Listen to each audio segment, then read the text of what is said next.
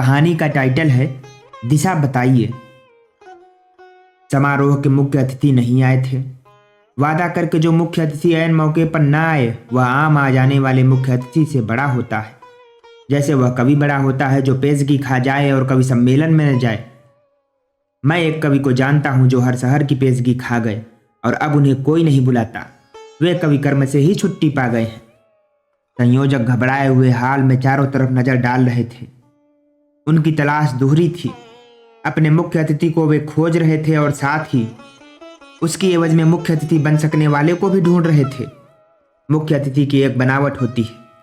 गांधी जी ने खादी का धोती कुर्ता पहनाकर और नेहरू ने जैकेट पहनाकर कई पीढ़ियों के लिए मुख्य अतिथि की बनावट तय कर दी थी। आज़ादी के पहले ये सब दुबले थे, इसलिए मुख्य अतिथि नहीं होते थे। आज़ादी के बाद ये मोटे हो गए, कुछ की तोंद निकल आई और आदर्श मुख्य अतिथि बन गए। मैं इधर कुछ सालों से देख रहा हूं। मैं फुर्ती से मुख्य अतिथि के रूप में ढल रहा हूं। कुर्ता पायजामा जैकेट मैं पहले से ही पहनता हूं। इधर कपड़ा ज़्यादा लगने लगा है। ज्यों ज्यों कपड़ा ज़्यादा लगने लगा है त्यों तो मैं मुख्य अतिथि की गद्दी की तरफ सरक रहा हूं। कोने में रखी फूल मालाओं की आंखें निकल आई हैं। वे अपने मुख्य अतिथि की तलाश कर रही हैं। मैं फूल मालाओं से आंखें मिला रहा हूं।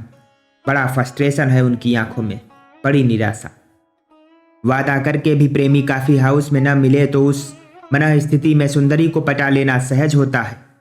मैं देख रहा हूं मालाएं मुझसे आंखें मिला रही हैं। इधर संयोजकों की नजर मुझ पर बार बार पड़ती है और वे आपस में कानाफूसी करते हैं। वे एवज के मुख्य अतिथि के रूप में मुझे तौल रहे हैं। एवज में छोटों का भाग्य चमक जाता है। राम की एवज में खड़ाऊं राज सिंहासन पर बैठ गई थी।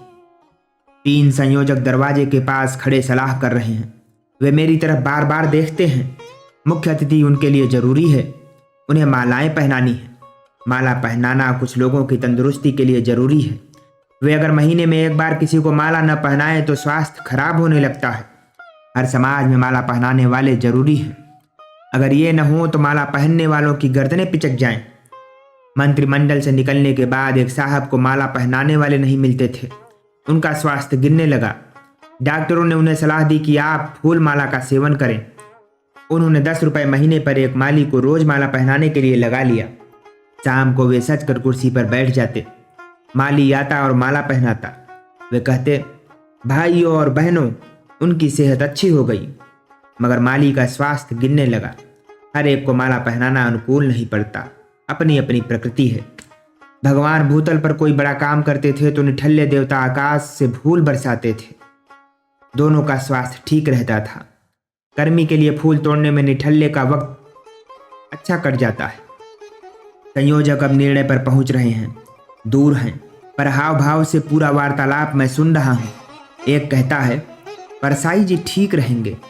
दूसरे का चेहरा खिन्न होता है, कहता है, नहीं यार, वह नहीं जमेंगे। तब तीसरा मेरे समर्थन में कहता है, कोई और यहाँ है ही नहीं और टाइम बहुत हो गया। बहुमत मेरे पक्ष में हो गया। मैं जैकेट के बटन लगा लेता हूँ। बालों पर हाथ फेरता हूँ, दुरुस्त हैं। रुमाल चेहरे पर फेरता हूँ जिससे वो चक्कापन साफ हो जाए और नीचे दबी गंभीरता ऊपर आ जाए। अब वे आते ही हैं। मालाएं एकटक नजर मेरी तरफ देख रही हैं। उन्हें गर्दन मिल गई है। मैं मंच पर पहुंच गया। एवज में मुख्य अतिथि मैं पहले भी एक बार बन चुका था। तब संस्था के मंत्री ने श्रोताओं से कहा था, हमें बड़ा दुख है कि अमुक जी नहीं आए, इसलिए परसाई जी को मुख्य अतिथि बनाना पड़ रहा है। आशा है आप लोग हमें क्षमा करेंगे। यह सुनकर मैं भी बेशर्मी से लाद कर बैठा रहा। मालाएं मुझे पहनाई जाने लगी। मुझे इसका अभ्यास कम है। गर्दन भी अभी मालाओं के अनुकूल नहीं है। कई गर्दनें मैंने ऐसी देखी हैं जैसे वे माला पहनने के लिए ही बनी हूं। गर्दन और माला बिल्कुल मेड फॉर ईच अदर रहती है। माला लपक कर गले में फिट हो जाती है। फूल की मार विकट होती है। कई गर्दनें जो संघर्ष में कटने के लिए पुष्ट कर दी गई थी, माला पहनकर लचीली हो गई हैं। एक क्रांतिकारी इधर रहते हैं जिनकी कभी तनी हुई गर्दन थी, मगर उन्हें माला पहनने की लत लग गई। अब उनकी गर्दन छूने से लगता है भीतर पानी भरा है। पहले जन आंदोलन में मुख्य अतिथि होते थे, अब मीना बाजार में मुख्य अतिथि होते हैं। मैंने 10-12 मालाएं पहनी और मेरी सारी उद्धतता चली गई। फूल की मार बुरी होती है। शेर को अगर किसी तरह एक फूल माला पहना दो तो गोली चलाने की जरूरत नहीं है, वह फौरन हाथ जोड़कर कहेगा, मेरे योग्य कोई और सेवा। मंत्री माइक पर कहता है, अब परसाई जी हमें दिशा निर्देश करेंगे। यह तरुणों की संस्था है, मैं इन्हें क्या दिशा बताऊं? हर दिशा में यहाँ दिशाशूल है।